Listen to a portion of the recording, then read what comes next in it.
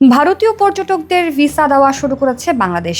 দীর্ঘদিন বন্ধ ছিল ভিসা প্রক্রিয়া। চলতি মাসের প্রথম সপ্তাহ থেকেই ভারতের আগরতলায় অবস্থিত বাংলাদেশের সরকারি হাই কমিশন থেকে ভিসা দেওয়া শুরু হয়েছে।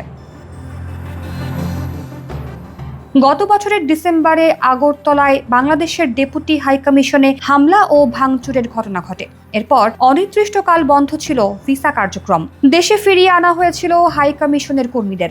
জার্মান সংবাদ মাধ্যম ডয়েচে ভেলে জানিয়েছে, দীর্ঘ 2 মাস পর ভিসা কার্যক্রম আবারও শুরু করল আগরতলার বাংলাদেশ ডেপুটি হাইকমিশন।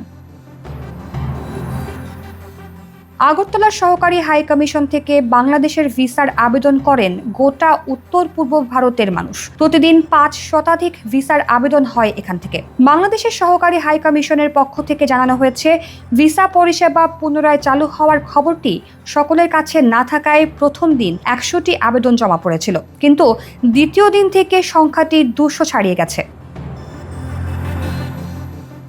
ভিসা পরিষেবা বন্ধ হওয়ার আগে প্রতিদিন অন্তত 300 আবেদন জমা পড়ত।